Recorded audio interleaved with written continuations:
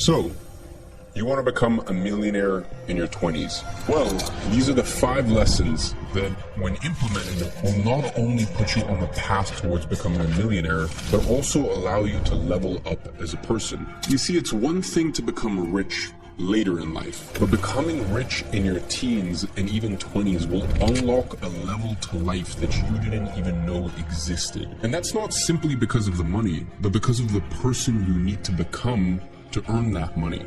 I mean, take it from me. I made my first $1 million in profit at the age of 18. And honestly, the biggest lesson I've learned in the last few years is that there are truly a million ways to make $1 million. And that is why the first lesson is don't be afraid to try making money in different ways. Now, I told you that there are a million ways to make $1 million, and that is true, but it's not the whole truth. You see, about 999,000 of those are unnecessarily difficult, maybe even more than that.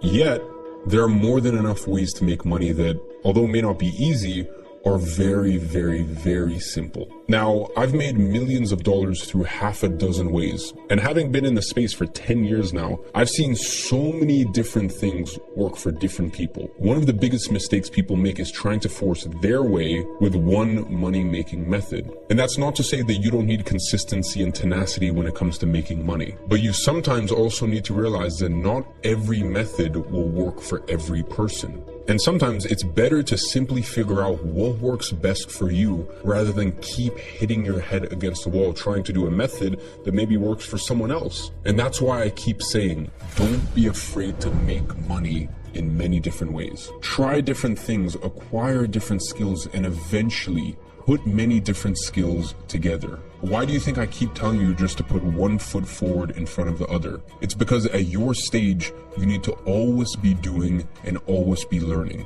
And before being able to earn your first $1 million, you need to earn your first $100,000. And before your first $100,000, you need to earn your first $10,000.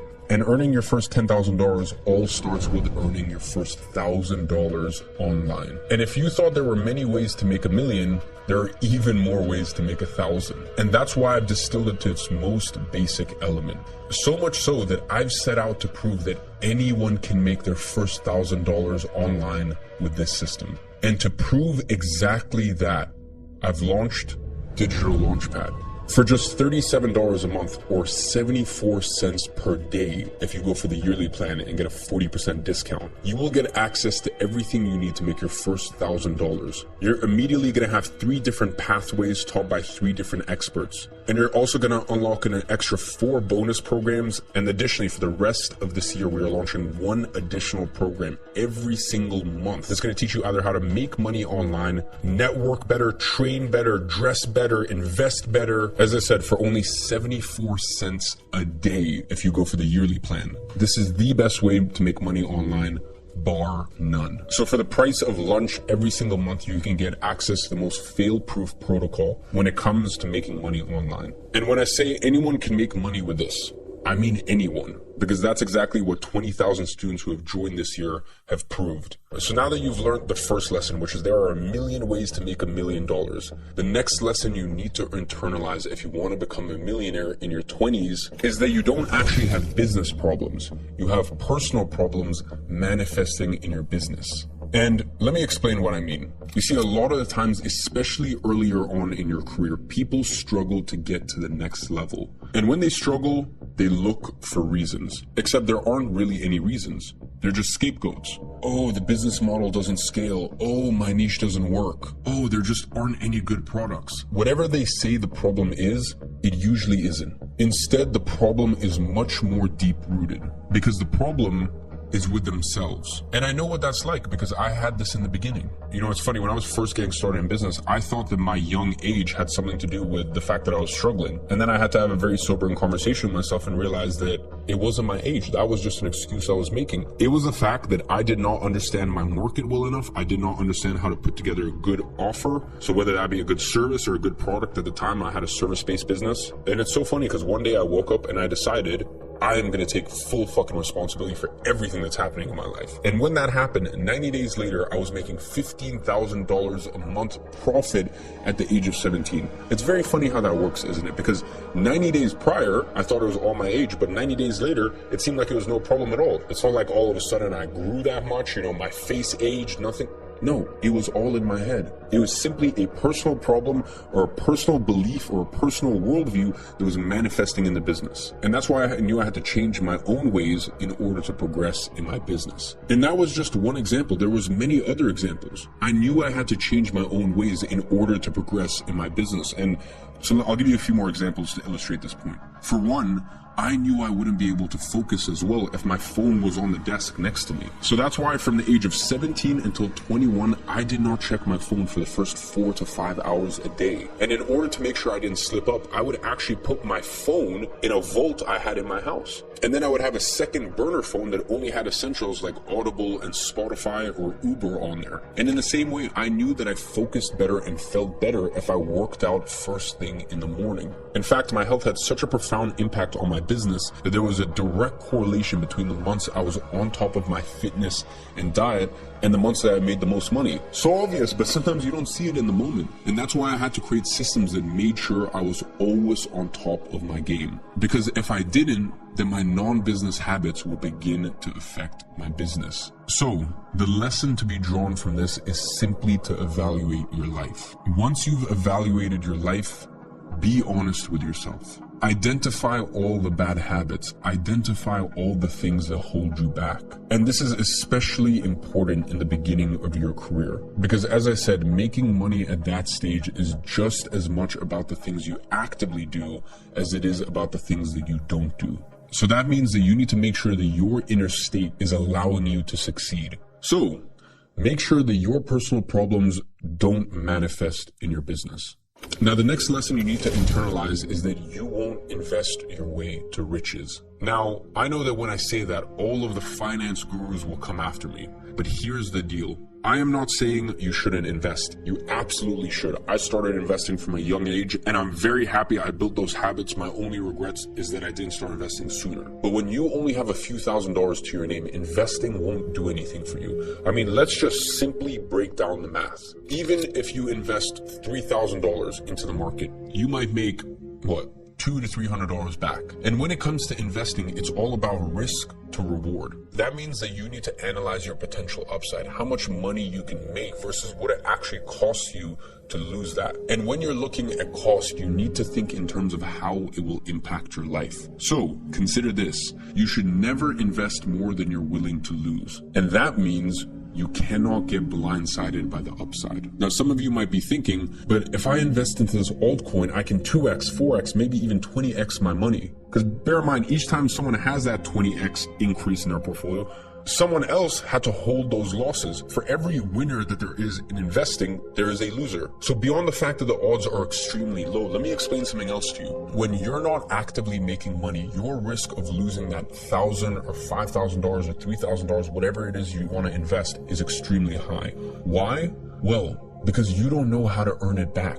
So why would you invest the only money you have if you don't know how to actually make money? If you lost it, you wouldn't even know how to make it back. Instead, let's look at the alternative. If you invest just a fraction of that $5,000 into improving your skills, there's literally no limit as to how much you can earn. This is why you need to invest in yourself. You need to invest in skills that can produce more money. Whether that means going to business seminars, public speaking events, or spending $1,000 learning how to code, whatever it is, anything that can make you more valuable in the marketplace will generate you more money. And those are the skills that are going to propel you to riches, not investing. You simply will not get lucky enough to turn $1,000 into $1 million by investing. It won't happen. And honestly, even if by some miracle it did happen, you wouldn't be able to neither keep that million because you never earned it, nor multiply it, because you wouldn't be the type of person that is worthy of that money, and you would just self-sabotage. And that's the next reason why you can never invest your way into riches. Being rich is only half about the money. The latter half of it, and the important half, is about being the person to be able to earn it. So once you're making consistent money online, by all means, toss it into the S&P 500. Maybe even invest it into some alternative assets, maybe watches, maybe even go buy some cars, restore it, whatever you're into. But for now, just focus on what it actually takes to earn money. Realize that your best investment will always be yourself and your skills. And listen, whether it's a digital launchpad and you decide to spend 74 cents a day, not even $1 a day, for the best online education out there taught by the best mentors. So let's say you don't want to risk it and try it for a year. Let's say you just want to commit to 1 month, $37, the same amount of money you spend when you go to the cinema for 2 hours to watch some random bullshit. Whether you decide to go for the 40% discounted yearly digital launchpad plan or the monthly, whether you decide to get one of those or you spend $2,000 learning from a successful real estate agent, just shadowing him and telling them, hey, teach me all the tricks of the trade. How do I make $100,000 a year as a real estate agent? When you're first starting off and you're trying to become a millionaire, trying to become the person that can become a millionaire, there's no such thing as wasted money when you are investing in yourself. Because let's say you work with that coach for $2,000 and you even learn one thing. That one thing may not make you much money today, but in 9 months, 18 months, 25 months, whatever it is, that one thing you learn will make you so much more money than you spend on the investment into self-education itself. And as I said, no altcoin is ever going to give you that. Because when you become the sort of person that can make $1 million every single year consistently because you invested in yourself to learn the skills in order to do so, no one can take that away from you. No market change, no bull run, bear run. Oh, crypto's pumping again, so now all of a sudden I'm not poor. Do you really want to be that sort of person?